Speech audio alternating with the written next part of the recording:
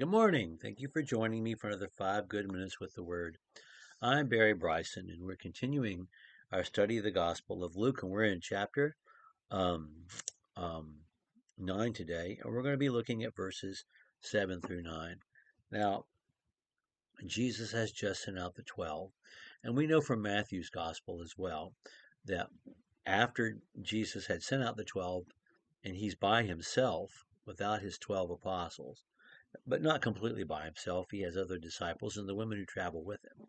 Without his 12 apostles, that's when he hears of John the Baptist's death, his cousin's death. Well, that's when we're going to hear it in Luke's gospel.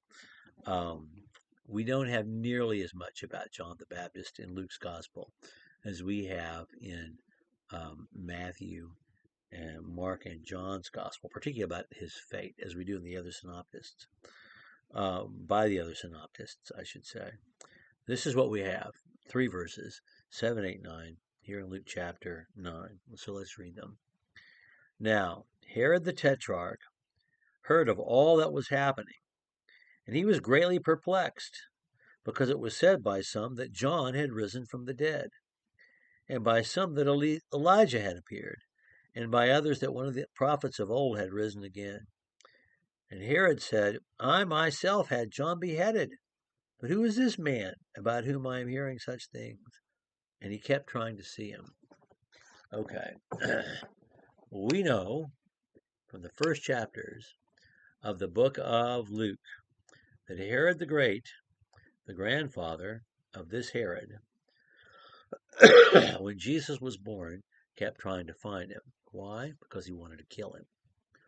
Well, we have now this Herod trying to find Jesus as well. And but because he's afraid that John the Baptist is not yet dead. Now we're not told the story of Salome and Herodias and the dancing and I'll give you anything you want. I want the head of John the Baptist on a platter. We don't have any of those things here. We just have this, and I think because of its brevity, it carries just as much of a sinister feel to it. We have this Herod saying to himself, hey, I killed John already. what is going on here? I need to find this guy and deal with him too. And of course, we know later on that Herod is going to be um, seeing Jesus and having his interview with Jesus finally when Jesus on the night that Jesus is betrayed, and he's going to be disappointed um, because he doesn't understand who Jesus is. Um, but the fame of Jesus is such that things are reaching Herod's ears about Jesus, and what he hears unsettles him. I also want to notice before we leave this passage that the things that he's hearing are the things the apostles report back to Jesus when at Caesarea Philippi. He says, who are people saying I am?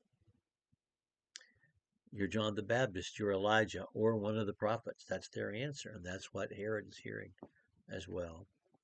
John the Baptist is Elijah, or the one coming like Elijah to announce the arrival of the Messiah. And maybe that's what's meant as well by the report, by what the people are saying. It's reported to Herod.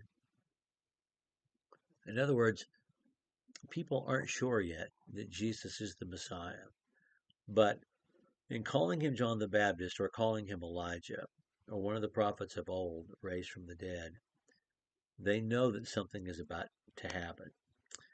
They know that the Messianic age is about to arrive.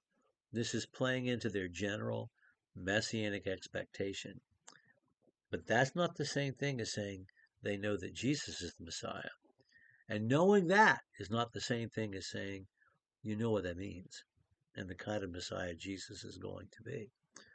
Because people don't. A few do. Mary and Martha of Bethany do. Um, but um, but most don't. They don't understand, and they will not understand until the Spirit descends in Acts chapter 2.